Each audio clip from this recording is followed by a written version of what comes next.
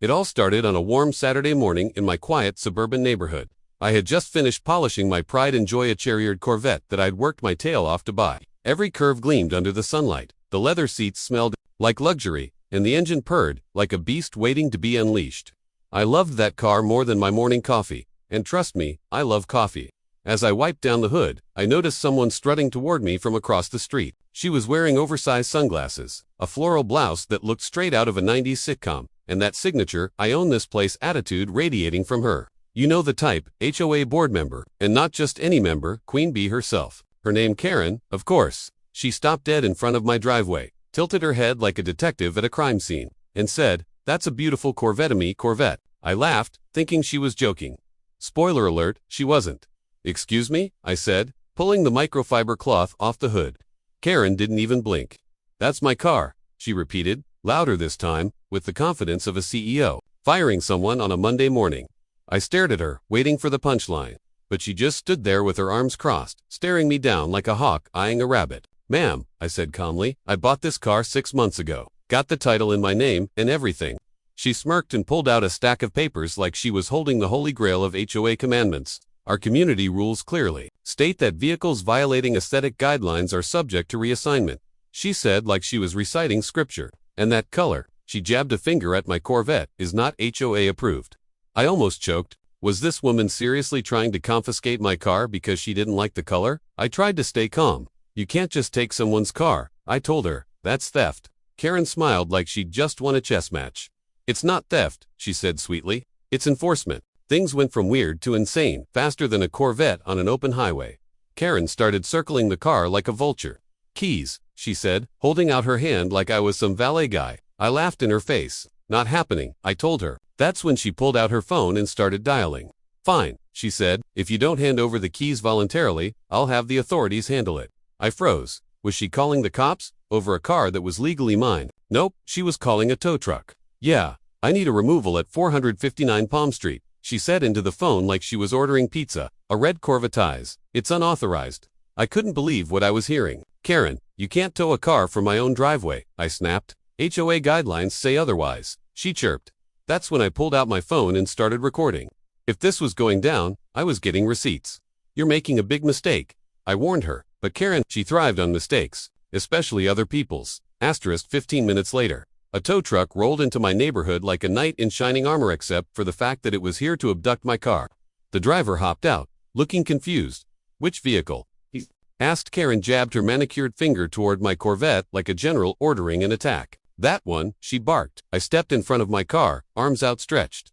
"Not happening," I told the driver. "This is my property." He looked between us, sensing drama.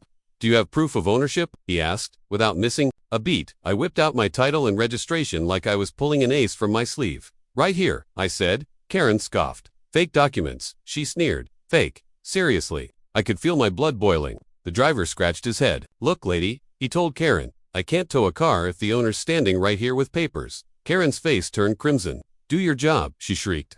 That's when the driver muttered something about not worth the hassle and drove off. Karen, she was fuming like a dragon that just missed lunch. You'd think Karen would give up after that, right? Nope. This was her Super Bowl, and she wasn't about to lose. She pulled out her phone again, but this time, she wasn't calling a tow truck, she was calling the actual cops. "Yes, officer," she said sweetly. "Someone stole my car." My jaw hit the pavement. "Stole," I yelled. "Lady, you've lost your mind." She turned to me with that smug smile. "Enjoy jail," she whispered. 10 minutes later, a patrol car rolled up, lights flashing. The officer stepped out, adjusting his shades, clearly expecting a crime scene. Karen ran to him like a kid at Disneyland. "Officer, that man stole my Corvette," she cried, pointing at me like I was public enemy. No. 1. The officer turned to me. "Sir, is this true?" he asked calmly. I handed him my registration, my license, everything. "This is my car," I said, holding up the keys. The officer examined the documents, then turned to Karen. "Ma'am," he said slowly, "his name is on the title." Karen blinked. "He forged it," she yelled. "Arrest him." The officer sighed. "Ma'am, step aside."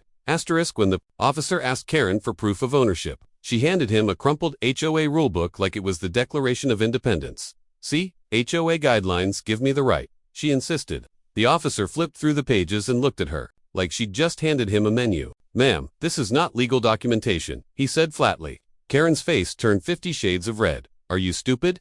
She screamed at the officer, "Do your job and arrest this thief. Bad move."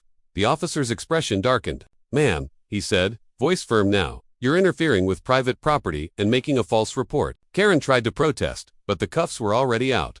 "Wait, you can't do this?" she shrieked as the officer read her rights. Neighbors started coming out with their phones, recording every second. Karen was flailing like a fish out of water as she was led to the squad car. "You'll regret this." She screamed at me. I just smiled and waved. For the first time that day, I felt like the world made sense again. By the time the patrol car rolled away with Karen in the back seat, the entire neighborhood had gathered like it was a block party. People were cheering, clapping, even high-fiving me. One guy yelled, "Free car washes for life." Man, I laughed. For the first time that day, the officer came back to hand me a case number and said, "You're good to go. Sorry about the hassle." Turns out Karen was being charged with filing a false police report, harassment, and attempted theft. Not exactly the HOA victory she'd been hoping for. Later that night, I uploaded the footage I'd recorded to social media. Within hours, it blew up. Thousands of comments poured in. "Classic Karen, imagine thinking HOA rules, beat car." Titles. And my personal favorite, "She really said give me your Corvette like it's a casserole dish." The video went viral, and people started sending me Corvette merch. And as for Karen, well, she's no longer the HOA queen bee. In fact, rumor has it, she moved out of the neighborhood entirely. Can't say, I'll miss her. The best part, every time I fire up that engine and take my Corvette for a spin, I remember the day Karen learned the hard way: you mess with my car, you mess with the law.